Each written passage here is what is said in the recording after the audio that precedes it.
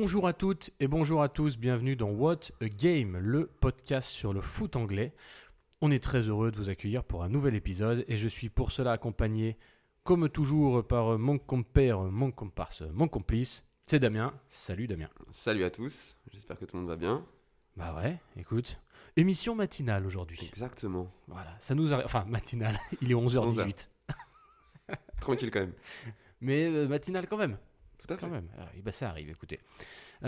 Aujourd'hui, on va relancer un petit format qui nous tient à cœur, qu'on aime bien, puisque c'est un What a Story.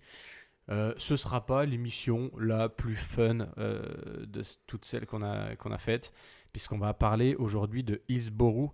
On va pas forcément parler de la tragédie en elle-même, on va l'évoquer, mais je suis pas sûr que ce soit très pertinent de raconter en détail ce qui s'est passé ce jour-là. On va surtout parler de ce qui a suivi, puisque c'est une enquête, une procédure, une histoire qui a tenu, enfin qui a fait parler en Angleterre pendant pratiquement 30 ans. Et ça fait un moment que je voulais qu'on évoque un petit peu ça, parce que il y a des choses qui sont parfois un peu méconnues, et on va parler un petit peu de ça. Toi, au niveau de ce qui s'est passé, t'as vu, j'imagine comme tout le monde, des choses, tu sais un peu, ou c'est un peu flou pour toi? Bah, ça reste une tragédie, ça reste surtout pour moi, dans ma tête en tout cas, un scandale. C'est vraiment ce que j'ai en tête, tu vois, c'est vraiment ça. Mais alors après, encore une fois, ayant vécu en Angleterre, j'ai eu ce retour-là en tout cas, le fait d'être un petit peu, pour les supporters et le board de Liverpool, être un peu pris pour des fous. Alors que, bon, en tout cas, voilà, moi c'est ce que j'ai en tête. Après, j'ai pas exactement les tenants et aboutissants forcément de l'histoire. Voilà.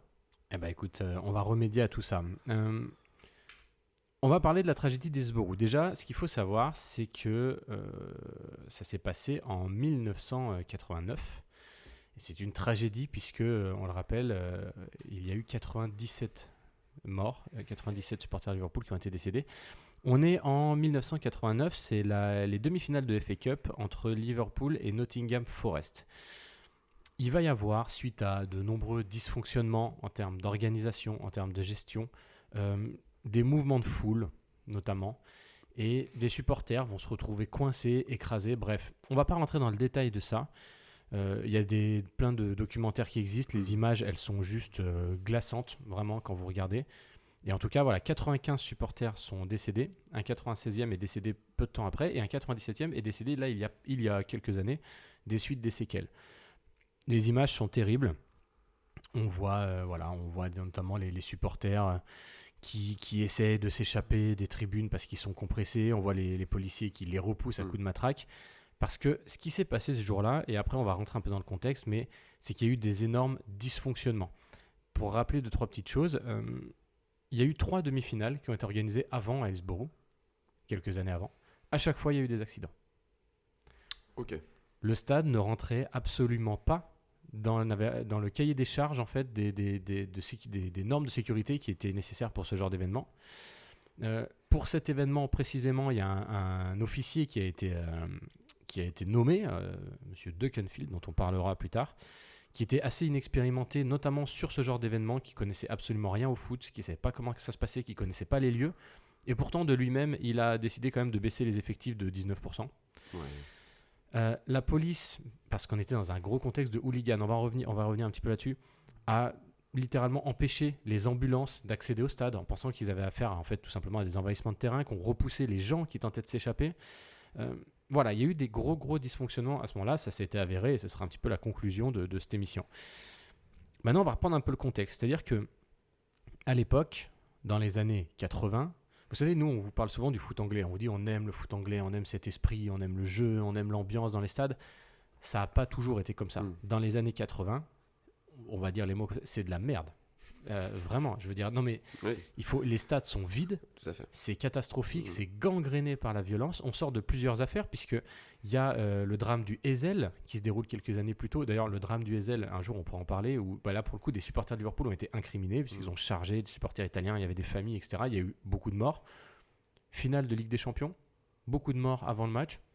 On a quand même joué le match, je veux dire, normal. C'était une autre époque. C'est un peu comme Ayrton Senna et un gars qui se tue en qualif, mais c'est pas grave, on fait quand même le Grand Prix. Bref, une autre époque, mais ça vous explique un peu autre chose. Il y a eu aussi le drame de « Ah, j'ai perdu ma note ». Désolé, je suis trop nul. Je crois que c'est Bradford, le stade qui a brûlé aussi, voilà, où il y a eu pareil plusieurs morts. Bref, on est dans une période où clairement il y a un gros problème au niveau déjà de l'attitude, il y a des gros problèmes de hooliganisme et puis il y a des problèmes d'infrastructure, etc. Donc on est dans cette période-là, et en plus les supporters de Liverpool qui ont été incriminés quelques années plus tôt. Donc quand il arrive cet événement, ce traumatisme, les policiers directs pensent vraiment à, encore une nouvelle fois, du hooliganisme. Alors que là, c'était pas du tout le cas. Et malheureusement, donc, suite à ce drame, et suite à la tragédie que ça a été, il était avéré que les policiers, les organisateurs avaient clairement déconné. Sauf que du coup, bah, évidemment, ils ont voulu sauver leur cul, ce qui est normal. Enfin, ce qui est normal, non, ce qui n'est pas normal d'ailleurs, Et donc du coup, ce qu'ils ont fait, bah, ils ont joué cette carte-là, du hooliganisme, du contexte, pour en fait dire, mais en fait pas du tout, c'est de la faute des supporters de Liverpool, machin. Donc il y a eu des rapports de police par rapport à ça. Et évidemment, c'est remonté, c'est ce qui a été présenté à Margaret Thatcher, qui était à l'époque chef du gouvernement, et qui, si vous voulez vous renseigner un peu, n'a jamais caché son mépris envers Liverpool, qui était une ville ouvrière. Et donc qui a mis les pieds dedans, qui a évidemment confirmé au niveau national du coup cette hypothèse. Et c'est ce qui fait que bah, les supporters de Liverpool ont été incriminés une nouvelle fois, cette fois à tort, et qu'on leur a tout simplement on les a considérés responsables de leur propre mort, quoi, ni plus ni moins. Et après, ce qui s'est passé, c'est que la presse a sauté sur l'occasion. Vous connaissez, on vous en parle souvent, des tabloïds anglais qui ont tout simplement craché leur venin sur les supporters de Liverpool, et particulièrement le Sun, avec une de journal absolument horrible, immonde, qu'ils ont intitulé The Truth, donc la vérité, où ils expliquent que les supporters ivres ont fait les poches des victimes, qu'ils ont uriné sur les policiers, qui tentaient de réanimer les victimes, enfin bref, des choses absolument horribles. Et on s'en arrête là. Donc évidemment, c'est un scandale. C'est un scandale pour les gens, pour l'opinion, mais mon Dieu, il s'est passé ça. C'est un scandale pour les victimes qui sont littéralement salies. Et donc les victimes, pendant plusieurs années, ils vont essayer de se battre, en fait, pour juste tout simplement pour réhabiliter leur honneur et la vérité et la justice. D'ailleurs, vous voyez souvent ce logo, ce slogan de Justice for the 96 et puis après for the 97 à Liverpool. C'est quelque chose qu'on voit assez souvent. Et dans un premier temps, il va y avoir ce qu'on appelle le rapport Taylor. Donc c'est une première commission qui va aller enquêter un petit peu là-dessus. Et en fait, très vite, le rapport Taylor, il va tout simplement mettre en cause les infrastructures, l'installation. Il engage les responsabilités de la police. Il dédouane celles des supporters. Donc en fait, assez vite, la vérité éclate. Sauf que le gouvernement, ça les arrange pas trop, ce petit rapport-là. Je précise d'ailleurs que c'est suite au rapport Taylor qu'on n'a plus de terrace, c'est-à-dire de tribune debout en première ligue. C'est ce rapport-là qui a vraiment statué là-dessus. Mais bon, le gouvernement se dit non, ça j'aime pas trop ça. Sûrement proche des élections, ça nous arrange pas des masses, les gars. Ça me plaît pas trop. On va faire une autre enquête, mais on va la confier à la police des Midlands, là, celle qui a tout géré. Voilà, allez faire une enquête, s'il vous plaît. Hein? De quoi? Oui, c'est tous des enculés. Oui, c'est ça. Oui, merci. Voilà, donc évidemment la police des Midlands va faire son enquête, elle va confirmer les premières versions, ils vont bien sauver leur fion, et voilà comment ça se termine en tout cas dans un premier temps. Pendant des années, les familles des victimes vont se battre par rapport à ça. Ils vont tenter de relancer des procédures justement pour essayer de dénoncer tout ça, et puis même en disant, mais regardez, il y a eu un rapport qui a été fait, vous n'en avez pas tenu compte. Et ça va durer des années en fait, il faut bien se rendre compte que le jour où vraiment on commence à avoir un retour, c'est en 2009. Je vous ai dit que la tragédie était en 89. C'est-à-dire que pendant 20 ans, il faut se rendre compte que les familles se sont battues contre cette injustice. Et finalement, en 2009, suite à la demande de députés, il va y avoir une nouvelle commission indépendante lancée par le gouvernement britannique pour vraiment tenter de mettre en lumière ce jour-là ce qui s'est passé. Il va y avoir plus de 400 000 pages de documents inédits qui vont être mis publics.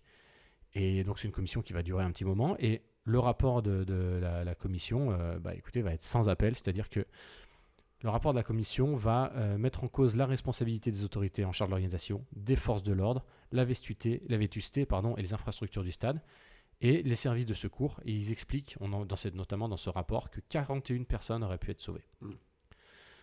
Si les secours avaient pu intervenir à temps, si on n'avait pas repoussé les gens en fait qui essayaient juste de survivre. Voilà, donc c'est assez glaçant. Et le pire dans tout ça, évidemment, parce que là ce que je vous raconte c'est pas le pire, c'est que ce rapport va démontrer que de nombreux témoignages ont été falsifiés par la police. Qu'il y a eu énormément en fait de falsifications, de documents qui ont été modifiés, que la police a été à l'origine des rumeurs qui sont sorties ensuite, des articles dans la presse, etc. Ainsi que aussi, si je ne dis pas de bêtises, pas le gouverneur, mais le député du comté, enfin bref, voilà. Donc, là, on part sur du gros scandale d'État. Et donc, 23 ans après la tragédie, en 2012 quand même, le Premier ministre de l'époque, David Cameron, va prononcer ces mots officiels du coup devant le Parlement. Et il va dire, au nom du gouvernement et du pays tout entier, je veux dire que je suis profondément désolé de cette double injustice qui est restée en l'état pendant si longtemps. Donc il va présenter ses excuses, les excuses officielles du pays. C'est un premier pas, on va dire, vers la réhabilitation de l'honneur des personnes qui sont décédées ce jour-là. Mais l'histoire, elle ne va pas s'arrêter là, parce que suite à ce rapport, donc David Duckenfield, qui était en charge du coup de la sécurité ce jour-là et qui a vraiment participé activement à la campagne de diffamation à l'encontre des supporters, il va donner une interview publique à la BBC et dans laquelle il va tout avouer. Il va reconnaître sa responsabilité, il va reconnaître que la vérité, elle avait été modifiée, que la vérité avait été cachée. Donc, suite à ça, évidemment, là, cette fois, il va y avoir une vraie enquête officielle, judiciaire qui va être lancée. Et en 2016, ça y est, le verdict va tomber officiellement. Elle va officialiser la responsabilité des forces de l'ordre, des officiers, des infrastructures, des secours, des organisateurs. Elle va innocenter les supporters. Elle va innocenter les stadiers aussi, qui n'ont pas été mis en cause dans ces événements. Et puis surtout, c'est la première fois que va être utilisée la notion, le terme de crime qui aurait été commis ce jour-là. Et donc c'est la fin d'une interminable attente quoi, pour les familles qui se sont battues contre ça. Donc ça illustre beaucoup de choses, cette histoire. Alors après, depuis, il y a eu des accusations envers il y a eu d'autres procédures judiciaires, du coup, parce que après, les personnes en charge ont été évidemment accusées. Forcément. Là, on est sur des choses qui sont assez récentes, d'ailleurs. Mais en gros, voilà, pour résumer un petit peu cette histoire, c'est-à-dire la tragédie qu'il y a eu, mais en fait, la façon dont elle a été traitée, ça met en cause beaucoup de choses. Ça met en cause déjà l'intégrité des institutions, ce qui est grave quand même, puisque la police et le gouvernement ont sciemment, enfin en tout cas certaines personnes ont sciemment caché la vérité pour sauver leur intérêt personnel, qui ont menti et qui ont porté la faute sur d'autres personnes. Ce qui est, de toute façon, il faut savoir, c'est que Liverpool, c'est peut-être la ville la moins anglaise de toutes les villes anglaises. Je pense que tu es d'accord avec moi là-dessus. Ouais. Vous aurez peut-être remarqué que le God Save the Queen, par exemple, God Save the King maintenant, est sifflé à Liverpool. Et cette histoire-là a contribué à ça. C'est-à-dire qu'évidemment, il y a déjà une scission entre une ville qui est très ouvrière et qui a beaucoup souffert de plein de choses par rapport à Londres, Manchester, qui sont des villes un peu plus... Mais cette histoire-là a beaucoup, beaucoup contribué à ça, à créer, parce que pendant 20-30 ans, là, il n'y avait pas de supporters de Liverpool, d'Everton ou quoi. C'est-à-dire que la ville de Liverpool s'est sentie vraiment trahie et puis accusée à tort de tout ça. Il y a évidemment le traitement de la presse, les tabloïds anglais, on en parle souvent dans cette émission. Vous savez très bien le bien qu'on en pense. Et particulièrement The Sun, il faut savoir que très vite, les journaux qui ont tous repris les infos, mais bon, ça à la limite, ils avaient eu les infos des officiels, se sont excusés et ont très vite dit ok, on s'est planté. Le Sun a refusé de présenter ses excuses pendant de nombreuses années, c'est-à-dire que le Sun a présenté ses excuses en 2004.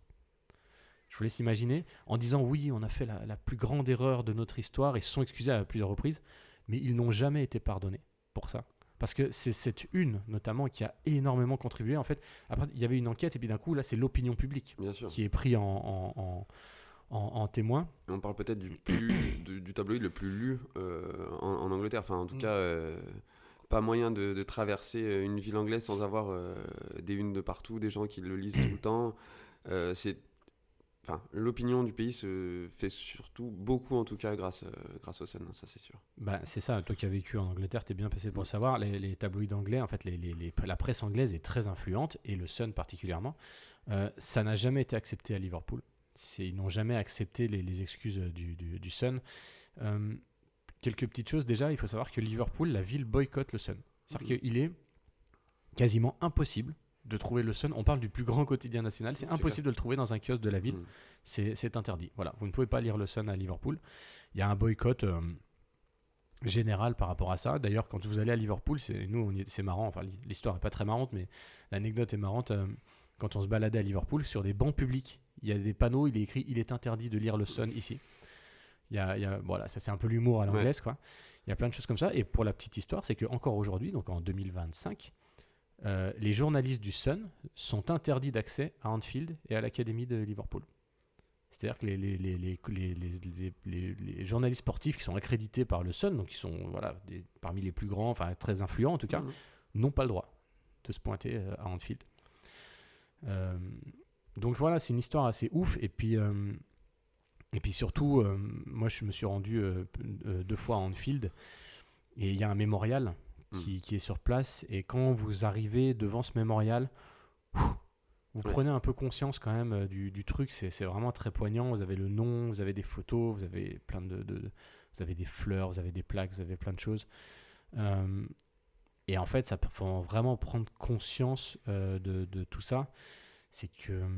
Et puis, juste pareil, en termes de témoignage, vous avez le logo de Liverpool, le blason de Liverpool, qui d'ailleurs, cette année, a été simplifié. Bon, ça c'est pareil, on ne va pas s'attarder sur ce sujet-là. Mais vous voyez le blason historique de Liverpool, vous voyez les flammes qu'il y a de chaque côté, et ben elles ont été mises par rapport à ça, en hommage aux victimes. Donc, c'est-à-dire que ça a marqué le club et la ville jusqu'au point d'apparaître sur le blason du club. Je veux dire, je ne sais pas si on se rend compte du truc. Et sur tous les maillots de Liverpool, vous avez un petit 96 et ensuite 97 qui est derrière le col. Donc ça montre quand même l'importance du truc, mais en même temps, on parle quand même de 97 personnes qui sont allées voir un match de foot et qui sont décédées. C'est juste, en fait, quand on prend un peu de recul et qu'on pense à ça, c'est juste horrible. Il y avait de tout. Il y avait des hommes, il y avait des femmes, il y avait des personnes âgées et il y avait aussi des enfants. C'est ça qu'il faut aussi se rendre compte. C'est-à-dire que la plus jeune victime de Hillsborough, elle avait 10 ans. C'était un enfant de 10 ans. C'est juste incroyable. Et là, c'est pour terminer la petite anecdote, c'est que cet enfant, il s'appelait John Paul. Et il avait un cousin, ce John Paul, qui avait à peu près le même âge, 1 an de moins, qui avait 9 ans. Et qui va évidemment, qui va perdre son cousin à cet âge-là de manière tragique, qui va être profondément marqué par ça. Et je ne sais pas si c'est ça qui lui donnera une force de caractère assez incroyable, mais en tout cas, quelques années plus tard, il deviendra le plus grand joueur de l'histoire de Liverpool, puisque c'était tout simplement un certain Steven Gerrard. Voilà, John Paul Gerrard, le cousin. Ça pose les choses, ouais. C'est assez peu de gens connaissent ça, et je trouve que quand on voit Gerrard et quand... Il y a par exemple un match de Gerrard contre Everton et je crois que c'est en 2016 ou non, parce qu'en 2016 il n'était plus là, Steven Gerrard, c'était 1 ou 2 années avant. Il commémorait je ne sais plus exactement à quelle occasion, mais il y avait une commémoration par rapport à ça, et Gerrard marque ce jour-là et il est littéralement en pleurs, quoi. Et l'image est ouf, et ça, je sais pas, je sais même pas comment le décrire, mais je trouve que ça illustre certaines choses, quoi. Voilà. Ouais, bien sûr, l'amour qu'il y a autour du club, en fait, le fait que la ville et le club ne fassent qu'un, enfin, même s'il y a Everton, ce que je veux dire, c'est que on peut se rendre compte souvent dans des tragédies à quel point ça rapproche, à quel point ça soude, et je trouve les exemples avec le Sun vraiment intéressants, puisque ça montre que malgré le fait que ça soit le plus gros quotidien, eh ben non, en fait, ils restent droits dans leurs bottes et il n'y a pas de... Voilà, c'est mort et c'est fini, quoi. Je trouve ça ultra intéressant, ouais. Mais il faut savoir que Liverpool est une ville très communautaire. C'est-à-dire que les gens de Liverpool sont vraiment très soudés entre eux. Et même par rapport à Everton, on dit souvent que c'est le derby un peu le plus friendly, même si sur le terrain, on dit il y a plein de cartons. Les gens de Liverpool sont des habitants de Liverpool avant tout. Et les 2 stades sont à côté. Anfield, c'était le stade d'Everton à la base. On en parlera un jour dans une émission. Anfield Road et le quartier d'Everton sont collés. Et en fait, même s'il y a ce derby-là, il n'y a pas la haine qu'on peut avoir par exemple à Manchester ou à Londres, où les gens en fait sont quand même des habitants de Liverpool avant tout. Et une fierté différente, enfin fierté d'être de Liverpool et pas... C'est ça. Et il n'y a pas une haine particulière entre Liverpool et Everton, parce qu'en fait, il y a un peu un côté... un peu des frères ennemis, c'est-à-dire que oui, c'est un derby, mais on est habitants de Liverpool avant tout, et ça, je crois que c'est plus fort, vraiment. ça chambre juste. Il n'y a pas vraiment de haine entre supporters, c'est plus du chambrage et voilà. Il y a du folklore Oui. toujours, mais ce folklore, il est entretenu par certaines personnes, mais globalement, oui, c'est sûr. Donc voilà, c'est un petit What a Story que je voulais vous proposer. Qu'est-ce que tu penses Est-ce que j'ai éclairé ta lanterne Clairement, là-dessus? c'est super intéressant. Alors évidemment, c'est tragique. Ça n'a rien à faire, on va dire, surtout quand on se rend compte que du coup c'est un scandale d'État, que c'est juste parce que des gens n'ont pas su Assumer. assumer, même déjà gérer un événement. Oui, déjà. Voilà, déjà juste en fait ça, quand tu te rends compte dans le rapport que du coup il y a 41 vies qui auraient pu être sauvées, juste parce que s'il y avait eu un petit peu du jote et un petit peu Mm. d'humanité, bah, ça aurait été un petit peu différent. Donc ouais, non, c'est le genre de choses dont on n'a pas forcément envie de qu'on n'a pas forcément envie de voir évidemment, hein, mais qui soudent et qui marquent une ville, des habitants. Voilà, ça fait partie aussi un petit peu du, du spirit anglais, je trouve Mhm. vraiment ce côté, alors vraiment plus à Liverpool encore, mais vraiment ce côté ultra fier de leur ville, de leur club. Voilà, c'est ce genre d'événements aussi qui font que Ouais. ça crée quelque chose, quoi. Et puis pour conclure, donc on parle d'un drame qui s'est passé en 89. On rappelle que la création de la première ligue moderne est en 92, suite aussi notamment à ce rapport Mm. Taylor. Et on voit venir les gens, oui, aujourd'hui, c'est aseptisé, machin, c'est hors de prix, machin. Euh, Nous, on prend énormément de plaisir à regarder le Mm. foot anglais. Je ne sais pas si ça aurait été le cas dans les années 80, même si Liverpool, par exemple, était une équipe incroyable. Et honnêtement, je préfère aujourd'hui voir ce que je vois dans les stades C'est clair. que voir des tragédies comme ça, puisque encore une fois, ce n'était pas un cas isolé. Il y a eu Mm. plusieurs tragédies sur cette période-là. Euh, Aujourd'hui, ok, on peut plus se mettre debout dans les stades, mais en même temps, bah, c'est pas plus mal qu'on puisse pas rentrer à 50 000 sur la même tribune. Hein, c'était peut-être un petit peu indécent. Et puis, bah, aujourd'hui, les gens ne meurent pas dans les stades. Peut-être que Mm. c'est déjà une bonne avancée. Ouais, c'est sûr, non, c'est clair. Et puis quand on voit ce que la Première Ligue justement a mis en place derrière pour éviter tout ce genre d'incident, Mhm. pour re-remplir les stades, pour apporter un produit, un Oui. spectacle, bon, on se rend compte qu'il y a eu énormément de travail derrière, mais c'était normal et obligatoire, je pense. Je vais même pousser la réflexion un petit peu plus loin. Tu vas me dire ce que tu en penses. On s'éloigne un peu du sujet, mais vous savez, c'est Mm. aussi ça, What a Game. On a parlé de quelque chose, mais je vais te pousser un tout petit débat. Euh, on est dans les années 80, on remplit pas les stades en Angleterre. Mm. On est d'accord, hein, tu Ouais, le ouais, sais, bien hein, sûr. les stades n'étaient pas du tout remplis. On fait le ménage, entre guillemets, j'aime pas trop ce terme, mais c'est un peu le cas. Peut-être que ça devient aseptisé. N'empêche qu'aujourd'hui, toutes les tribunes sont pleines, c'est impossible, c'est Mm. très dur de choper des billets en première ligue, en deuxième division, c'est pareil. Nous, en France, on voit quand même qu'il y a régulièrement des incidents dans les stades, mais on a l'impression que les autorités n'osent pas faire grand-chose parce qu'on se dit, ouais, déjà qu'on remplit pas les stades, euh, en fait, si on commence à faire ça, si on commence à faire la chasse, après, il y aura plus personne. Est-ce qu'on prend pas un peu le problème à l'envers? Tu vois ce que je veux dire? Possible. Alors après, encore une fois, on peut pas comparer les Non, deux pays. ça tu as raison. En France, très honnêtement, hein, je vais le dire, mais je pense qu'on n'est pas vraiment un pays de football. Enfin, on est un pays multisport, on aime Mhm. beaucoup de sports, on est bon dans beaucoup de sports, mais il y a pas forcément le foot étant forcément un petit peu, voilà, un petit peu plus regardé, peut-être un peu plus aimé de par l'équipe de France ou quoi. Mais pour moi, on n'est pas forcément comme l'Angleterre, un pays fan de foot. Mhm. Enfin, là-bas, c'est réellement une religion. Enfin, C'est ça vrai. se vit le foot. Donc là, on est sur, pour suivre un petit peu plus la Ligue 1 que toi, on est sur un petit peu plus de fréquentation ces dernières années quand Mhm. même, hein. C'est un Ok. petit peu, je pense que les gens préfèrent aller le voir au stade plutôt que payer une somme déraisonnable pour le regarder à la télé. Ça n'engage que moi, mais c'est ce que je pense. Mhm. Donc c'est vrai qu'il y a énormément d'incidents. On l'a vu à Marseille plusieurs fois, les Lyonnais qui descendent, les bus qui se font caillasser. On l'a vu un peu partout, hein, des bagarres, des Mhm. choses comme ça. On suit un petit peu le trajet de ce qui se passait fin des années 80 en Angleterre, où voilà, les gens se donnent rendez-vous pour se battre et tout. Mhm. T'as peut-être raison sur le fait qu'on prenne le souci à l'envers et que les autorités sont un petit peu main liées en se disant bon, qu'est-ce qu'on fait. Je pense qu'on réfléchit trop en fait. À un moment donné, il faut faire des exemples et c'est ce qui s'est passé en Angleterre. J'aime pas trop. Ça fait très. Oui, on Ça, est d'accord, mais ça fait. Enfin, très bâton, tu vois, oui. mais à un moment donné, en fait, il n'y a pas d'autre, enfin, il y a pas d'autre moyen. On l'a bien vu en Angleterre. À partir du moment où tu es banni du stade à vie ou ce genre de choses, ça fait réfléchir tout le monde. Ouais. Donc, je pense que voilà, en France, il va falloir aussi commencer à prendre aussi des vraies sanctions quand il se passe quelque chose, parce que c'est pas normal que tout le monde paye. Enfin, Mhm. quand il se passe un incident dans un stade, il y a des enfants, il y a des familles, il y a des choses comme ça. Enfin, vraiment, pour moi, ça devrait être pris très au sérieux et je trouve qu'on prend les choses un petit peu trop à la légère de temps en temps. Donc, commencer peut-être par faire des vrais exemples et je parle juste d'interdiction de stade, hein, pas forcément peine de prison et tout. Bon, ça on va peut-être un peu loin, mais dans un premier temps, vraiment, faire ce genre de choses dans un premier temps, marquer un peu les esprits et essayer de faire peut-être baisser un petit peu les coûts.